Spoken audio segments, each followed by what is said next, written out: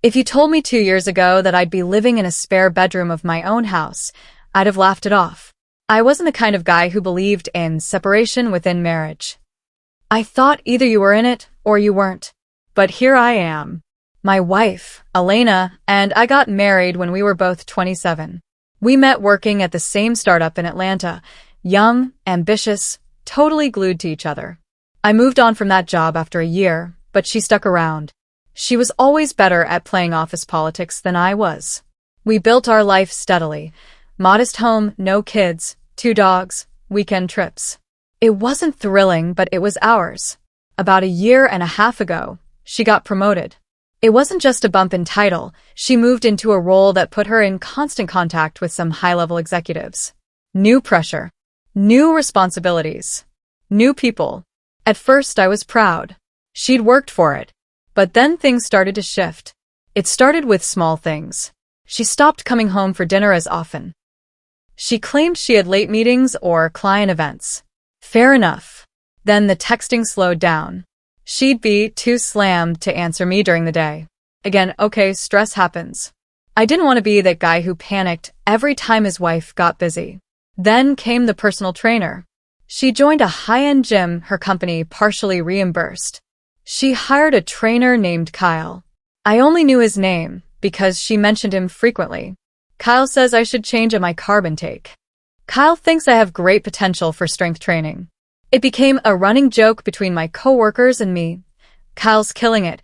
We'd say when my lunch was sad leftovers and hers was a grilled protein bowl with steamed greens. I didn't think much of it until I noticed she started hiding her phone. Not in an obvious way, just it never sat face up anymore. Her notifications stopped previewing. One night, I passed by while she was texting in bed, and she tilted the screen slightly away from me.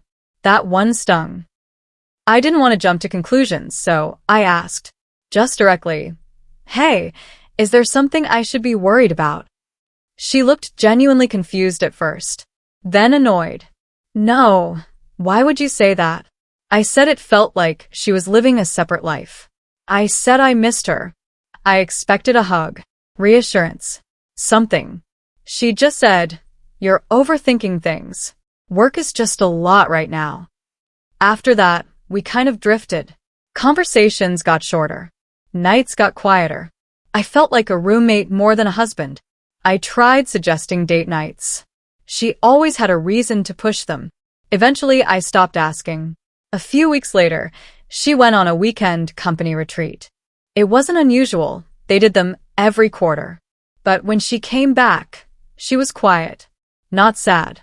Just off. She kept looking at me like she was studying me, like she was figuring something out. That Monday, she asked if we could talk.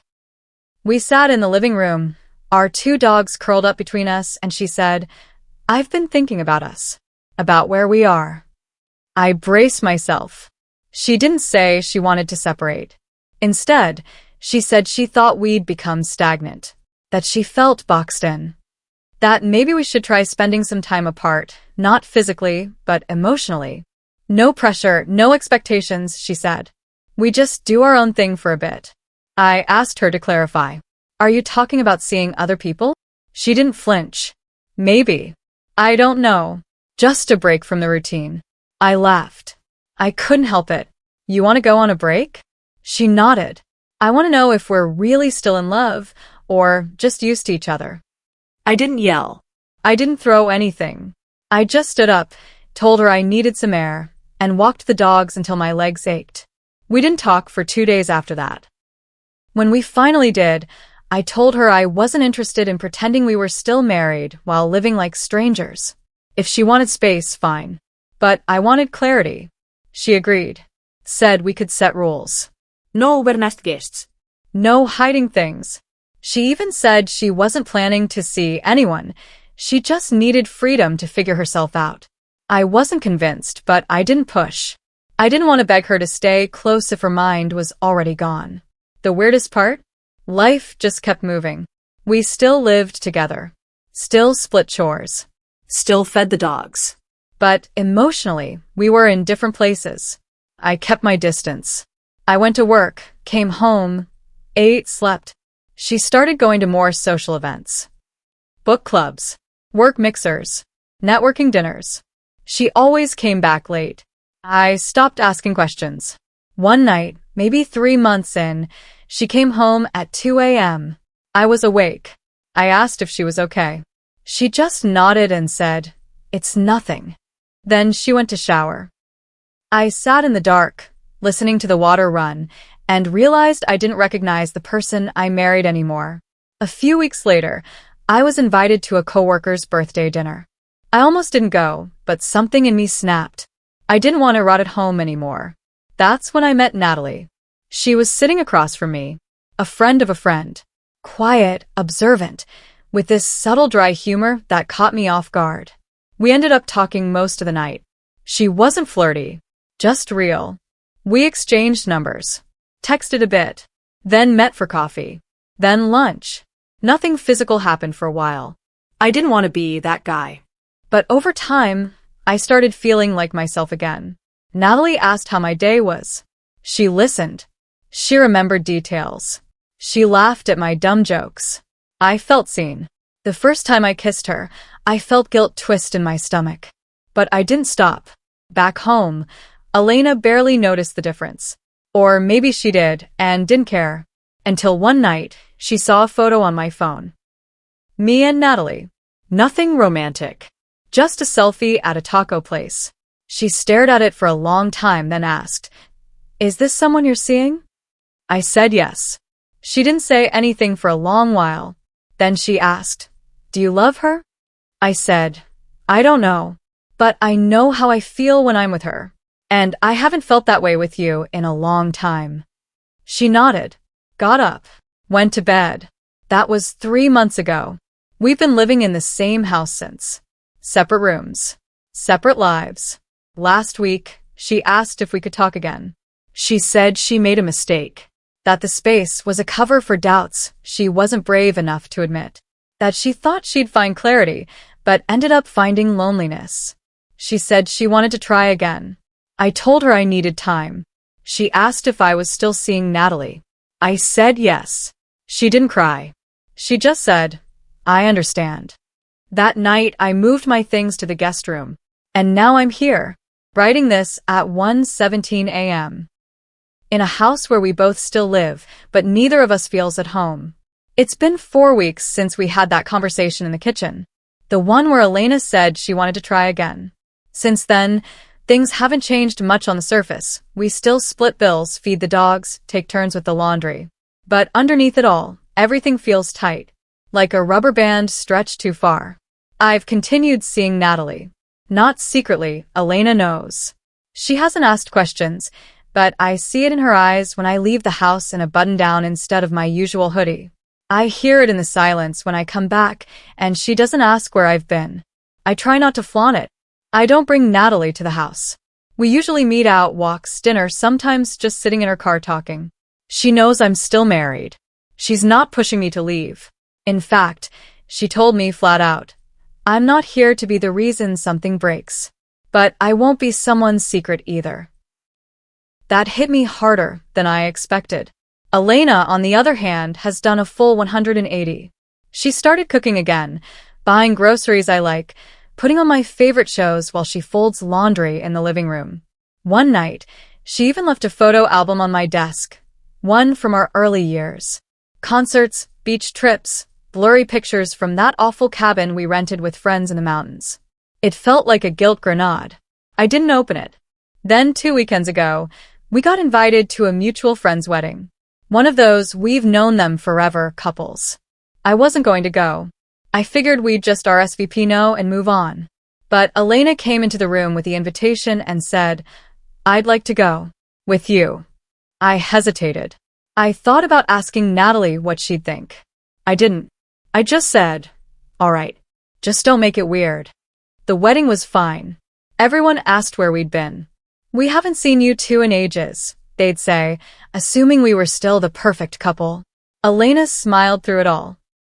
She touched my arm a few times, laughed at jokes that weren't funny. She even took my hand during the ceremony. I let her. Afterward, she drove us home in silence. Halfway there, She pulled over, Parked. then said, "Can I say something without you walking away?" I nodded. She looked straight ahead. "I know I blew it. I know I made choices that pushed you away. I can't undo any of it. I just want to be honest." I waited. She went on. "I wasn't unhappy. Not really.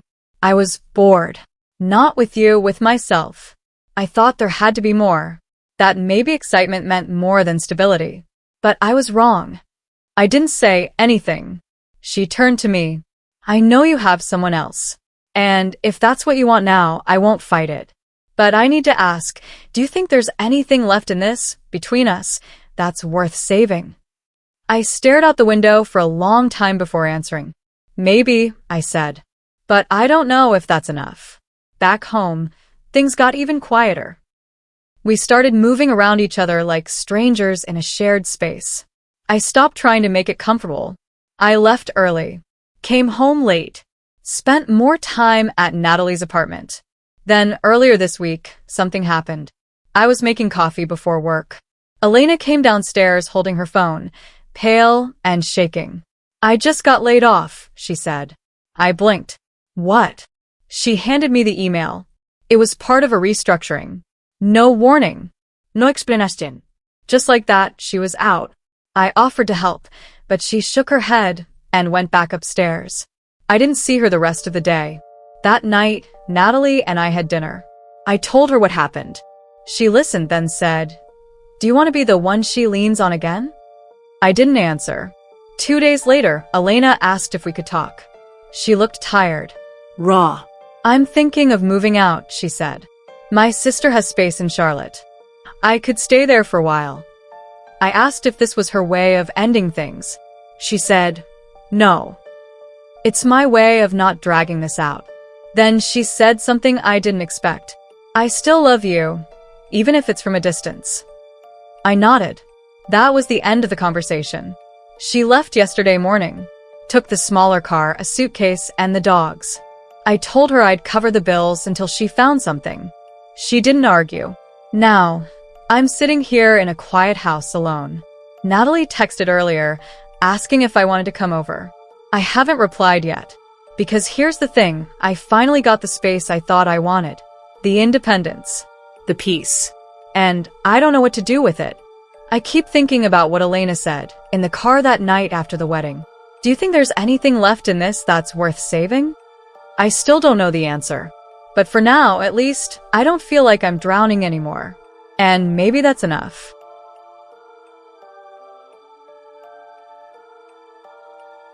"10 years ago, I was 29 and thought I'd won the relationship lottery.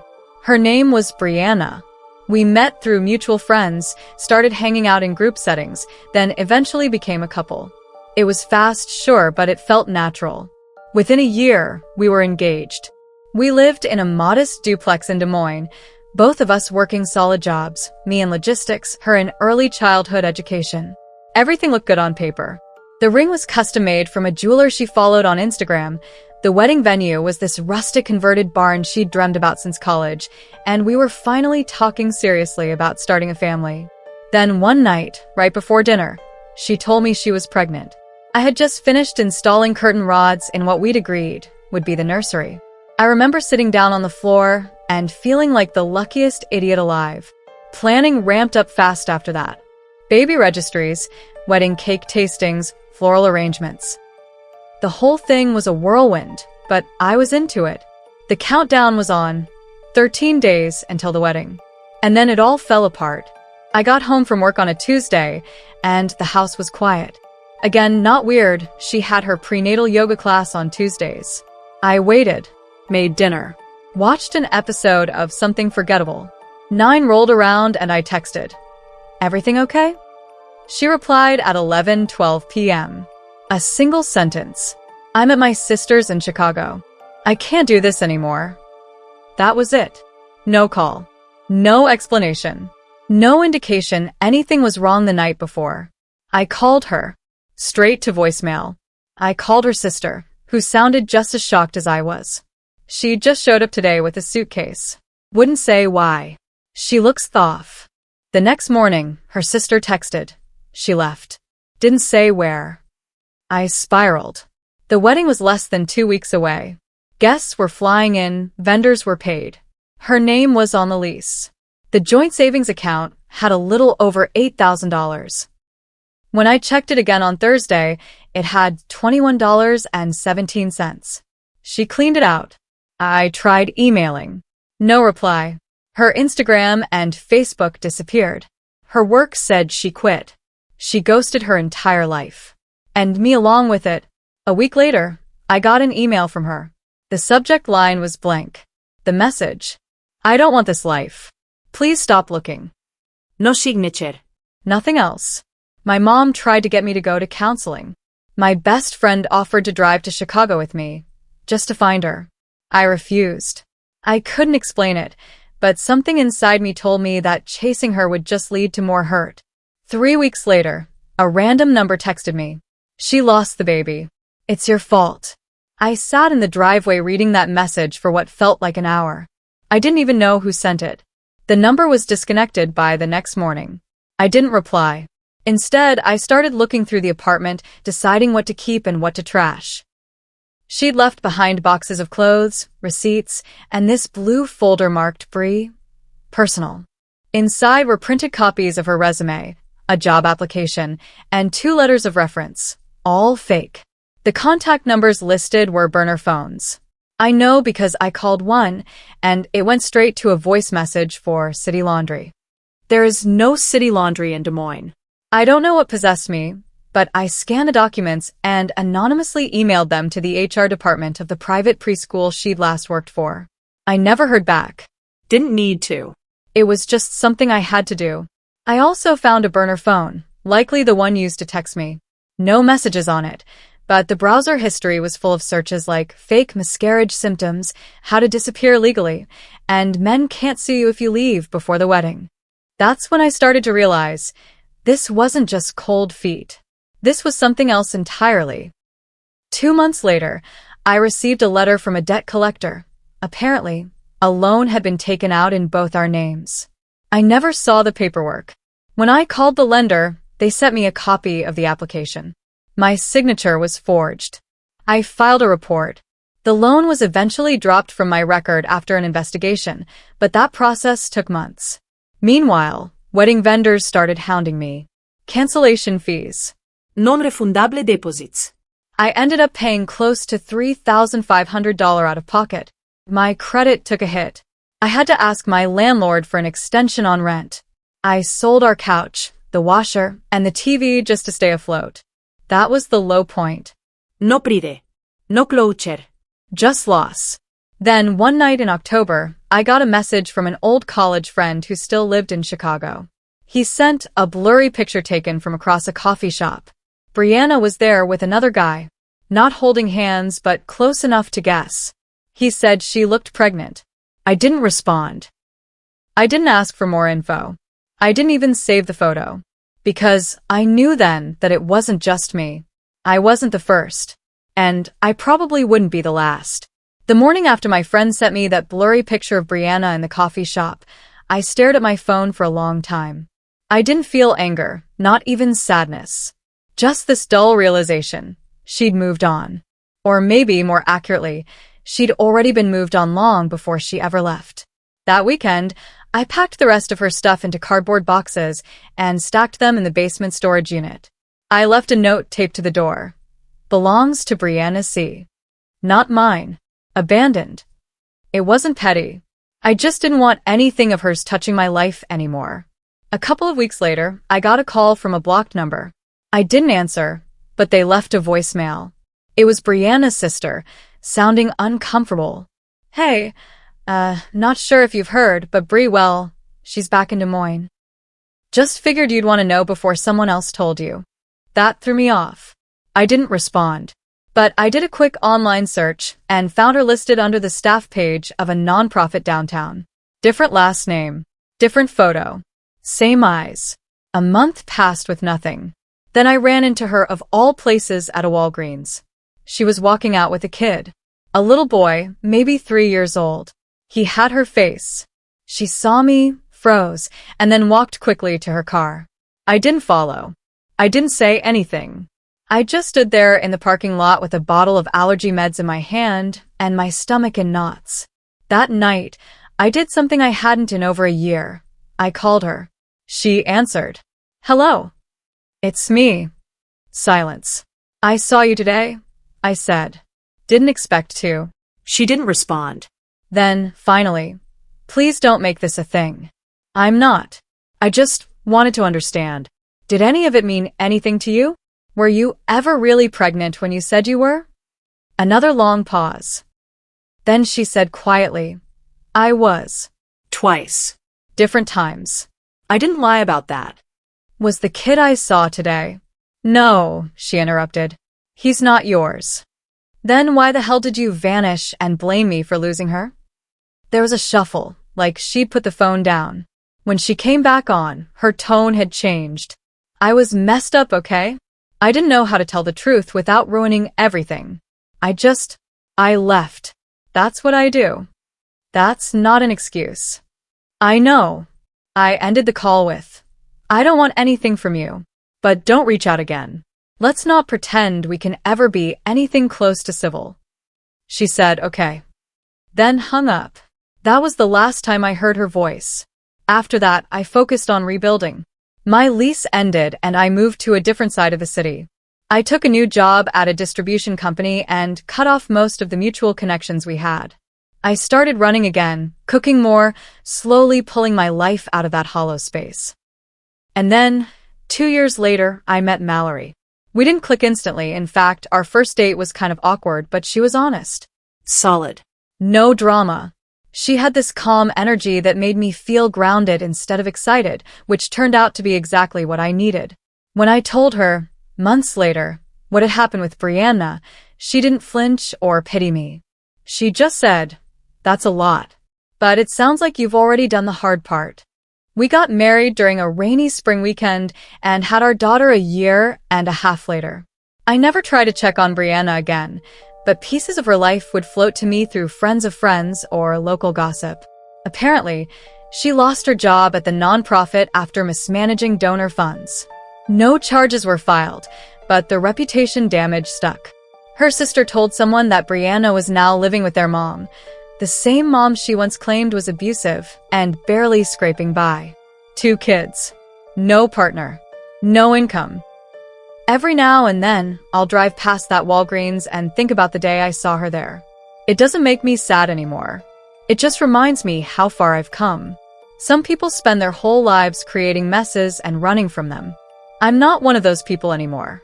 I cleaned up. I moved on. And I built something real, not fast, not flashy, but solid. I didn't need revenge. I didn't need to destroy her life. She did that all on her own.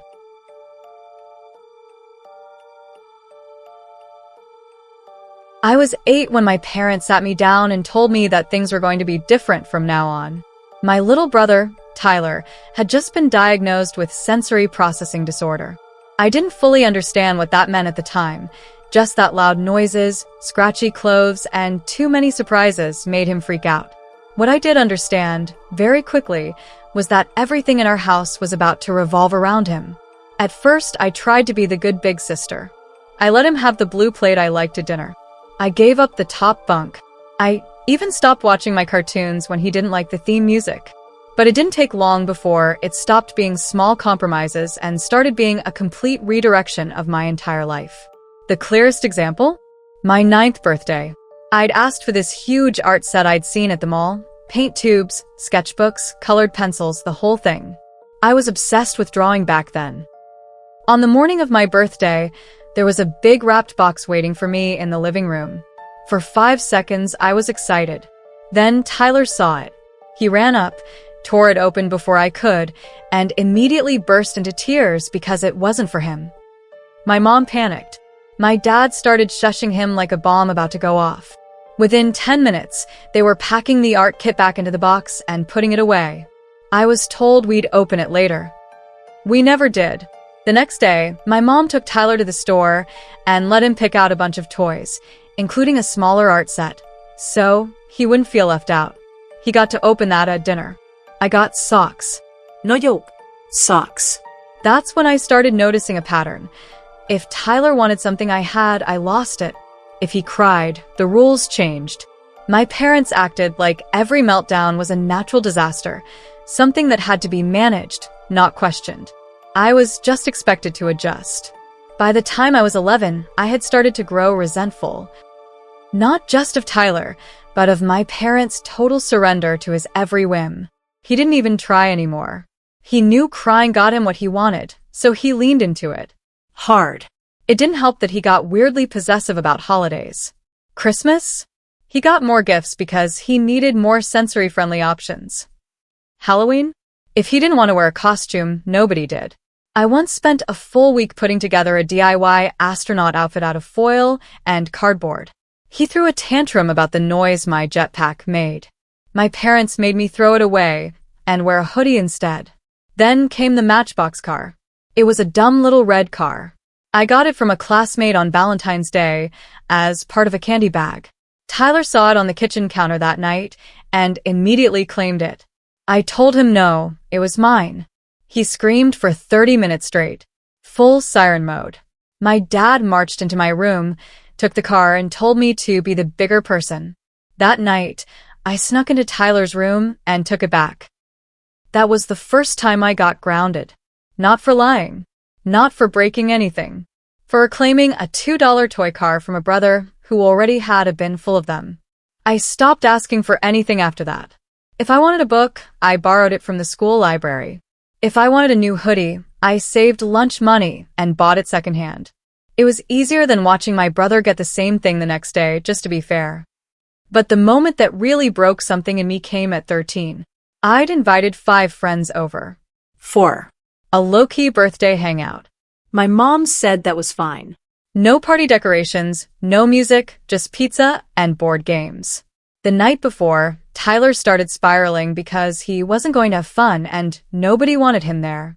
My parents pulled me aside and told me I had to make sure Tyler felt included. I reminded them it was my birthday. They said that was selfish.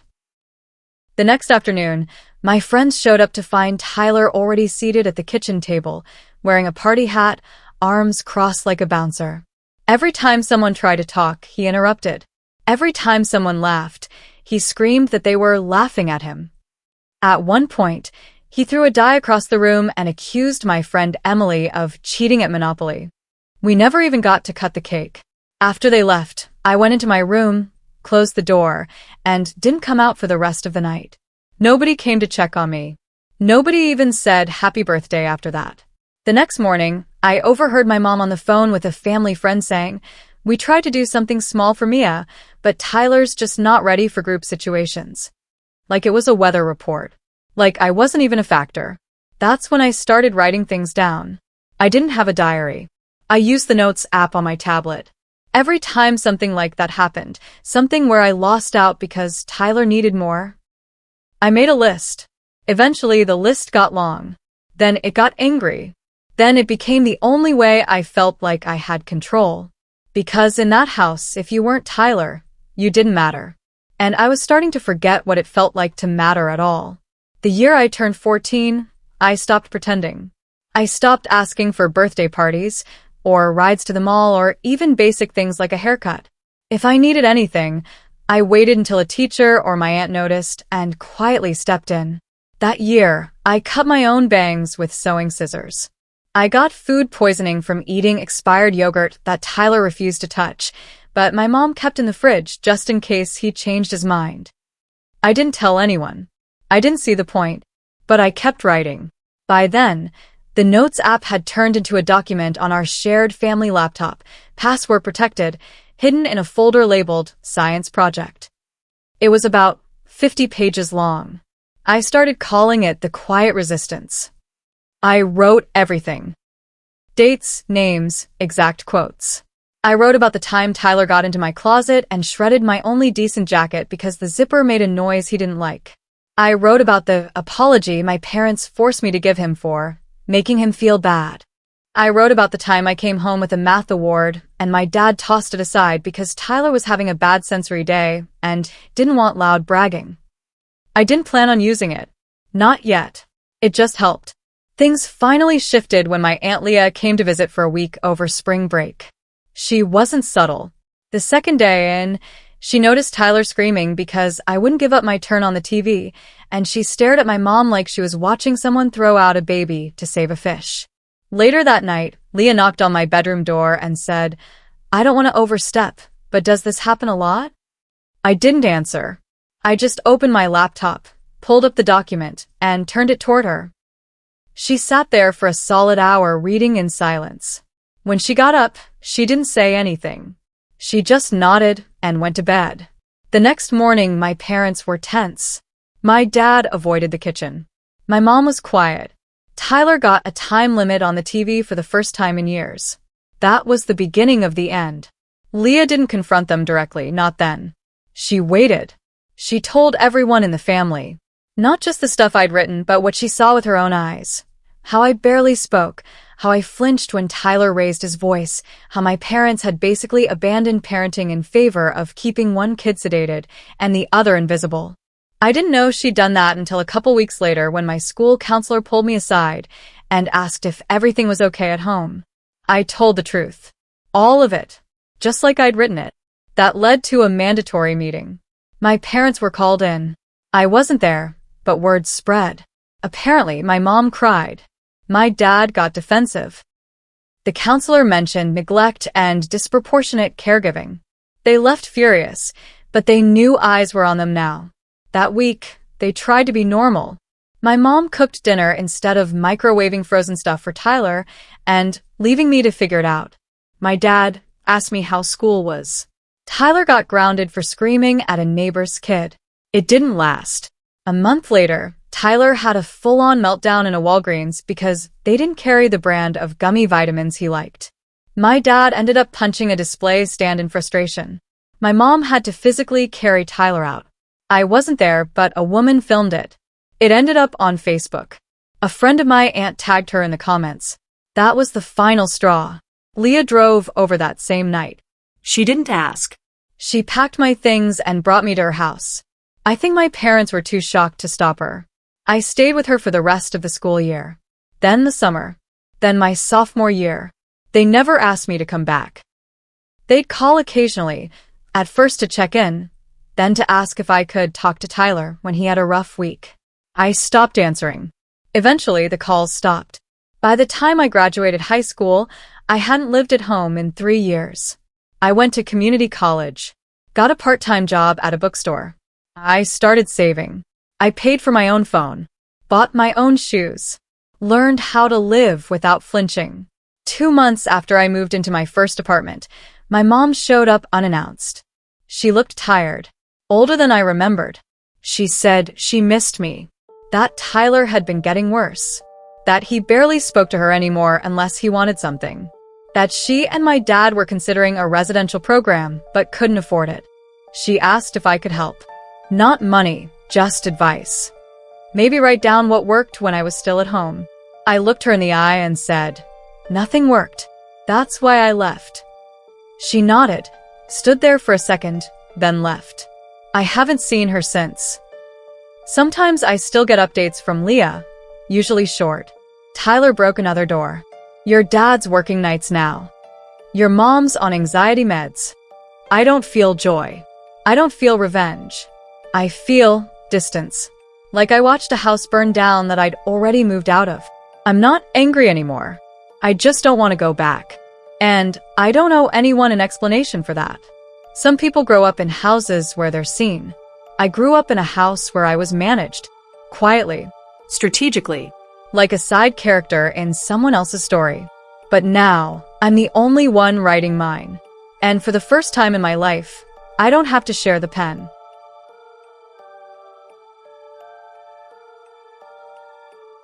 I was putting together a shelf in the living room when I heard the doorbell. My fiancée, Lena, called out from the kitchen. "Want me to get it?" I shook my head and wiped my hands with a towel. We weren't expecting anyone. When I opened the door, I saw my brother Sean and his girlfriend Tanya standing there with an awkward smile and 2 large suitcases at their sides. "Hey," Sean said. "We just got into town." I blinked. "You didn't say you were visiting."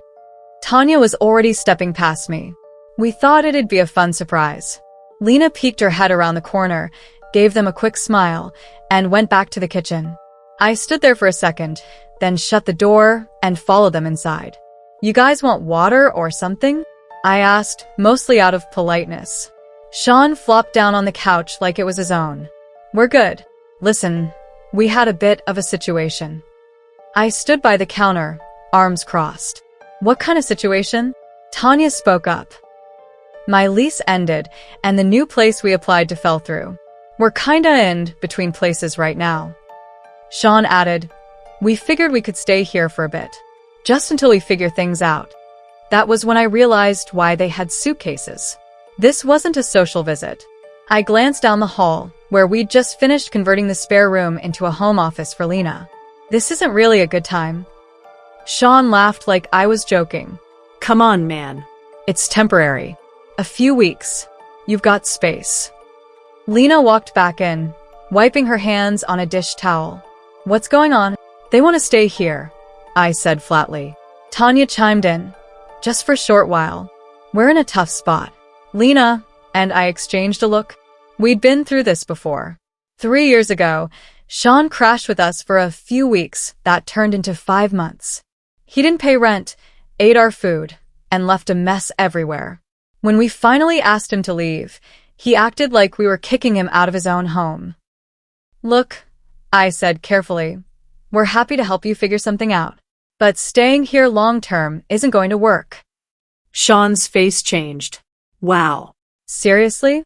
You didn't even call, I said. You just showed up. We didn't think you'd mind, Tanya said. Lena spoke gently. It's just not a good fit right now. We can help you look for something affordable nearby. Sean stood up, his voice rising. You've got this big house, no kids, 2 empty bedrooms, and you can't even help out family for a couple weeks? It's not about space, I said. It's about boundaries. We've been through this before. Tanya scoffed. Maybe if we were freeloading drug addicts, I'd understand. But we're not asking for charity. You're asking to move in without warning, Lena said. That's not reasonable. Sean's face tightened. Unbelievable. I told Mom you'd act like this. I felt my stomach drop. You told Mom? She was the one who said we should come to you, he said. Said maybe it'd force you to start thinking about family again. Tanya added, she said you've changed since you got with Lena, that you think you're better than everyone now. I stepped back. This conversation's over. You're not staying here. Sean raised his voice. Dad would be ashamed of you. You think you're some big shot just because you got a mortgage and a fiancé. I didn't say anything. Just pointed at the door. You're seriously throwing us out? Tanya said. You never even came in, I replied. They grabbed their stuff. Sean muttered something under his breath as they passed me. Lena stood by the kitchen door, silent. When the door finally closed behind them, I just stood there for a second. She came over and touched my arm. You okay? I nodded. Yeah. Just tired of being the bad guy in their story. I thought that would be the end of it. I was wrong. 2 days later, Lena showed me a Facebook post. Tanya had written a long rant.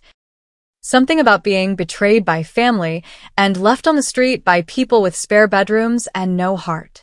She didn't use our names, but it was obvious who she meant. Within hours, my mom called. I don't know what's gotten into you, she said the moment I picked up. Sean and Tanya are practically homeless, and you slammed the door in their faces? They're not homeless, Mom. They showed up uninvited and expected to stay rent-free. They're family, and I've helped them before. Remember how that ended? You're cold, she said. I barely recognize you. I'm not doing this, Mom, I said. You can be mad, but I'm not going to be guilt-tripped into letting them take over my life again. She hung up. The next day, Sean posted a video online, a rant in his car about how some people let money and women change them. He didn't mention me directly, but again, it didn't take a genius to figure out who he meant. Then a cousin messaged me, asking what was going on. Another relative commented on Lena's photo, calling us fake. It spiraled from there. Lena and I went private on everything. But I knew this wasn't just going to blow over. Not with my family. The fallout didn't slow down. In fact, it got worse. 3 days after Sean's video, I got a text from our Aunt Melissa, who I hadn't spoken to in over a year. It just said, "You know, your dad would have opened his door." No questions asked. I didn't reply. That night, I found out Sean had messaged some of my coworkers through LinkedIn. He was trying to warn them about what kind of person I really was, accusing me of abandoning my family and being emotionally abusive growing up. Thankfully, no one took it seriously. A couple even sent screenshots and asked if everything was okay. That crossed a line. Lena and I sat down and talked through our options. We didn't want to escalate things, but ignoring it hadn't worked. I reached out to a lawyer friend for informal advice. He wasn't a specialist, but he pointed me towards someone who handled defamation and harassment cases. The next day, I had a consultation. I sent them the screenshots, the video posts, the messages. The lawyer told me plainly, "You have grounds for legal action if it continues. We can start with a cease and desist and monitor from there." We filed the paperwork. The letter was sent via certified mail to both Sean and Tanya. A separate one went to my mom, since she was clearly feeding them information and helping stir things up behind the scenes. Within 48 hours, Sean deleted all the posts and set everything to private. Tanya deactivated her Facebook account completely. My mom, however, doubled down. She called again, furious. "You got lawyers involved now? Over words? Over your own brother?" I said nothing. "You think this is going to end well for you? People are watching how you treat your family." "Let them," I said. "I have proof of everything. And if any more of it surfaces, I'll take it all the way." She hung up again. No surprise. Things finally went quiet for about a week. Lena and I got back to work, and for the first time in a while we had peace in the house. Then the knock came, again. It was around 10 p.m. on a Tuesday. When I opened the door, it was Sean. Alone. He looked like he hadn't slept. Eyes bloodshot. Hoodie stained. He didn't say anything at first, just looked past me into the house. "I just want to talk," he finally said. I didn't move. "Then talk." "Look, I messed up," he started. "But Tanya's pregnant." I said nothing. "She didn't want me to come here. She's staying at her cousin's now. It's been bad since the cease and desist. I lost my job. My manager saw the video before I deleted it." I crossed my arms. "You brought that on yourself." "I know," he said, voice cracking a bit. "I was angry. You were right to be mad. But please, I need help. Just a little cash. Something to get back on my feet." I stared at him. He looked smaller than I remembered, like he'd shrunk under all his own weight. But I didn't waver. "You came to my house, demanded space, trashed me online, tried to drag Lena into it, and harassed people I work with," I said. "Now you want money? I'll pay you back. Every cent. I swear." No. He looked stunned. "Just like that. Just like that." His voice rose. "You're seriously going to let me drown? I'm going to let you take responsibility. That's different." He shook his head and turned to leave. As he reached the gate, he shouted over his shoulder, "You'll regret this someday." I didn't reply. After that night, I didn't hear from him again. Tanya messaged Lena 2 weeks later with a photo of the baby's ultrasound and a short message. "I don't expect anything. Just thought you should know." We didn't reply. We archived the message just in case. It's been about 4 months since then. Sean moved out of state, from what I've heard. Lives with a friend. Tanya stayed with her cousin. I don't know if they're still together. My mom has kept quiet, at least publicly. But she hasn't apologized, not really. She sent a birthday card last month with a sticky note that said, "Family is complicated. Hope you understand someday." I threw it out. Lena and I finished the remodel. The office is beautiful now, and we turned the second spare room into a tiny reading nook. No more crash space. No more maybe later guest bed. Just our house. Our space. Our lives. For the first time in years, I don't feel like I owe anyone anything. And I finally sleep with the door locked, not in fear, but in peace.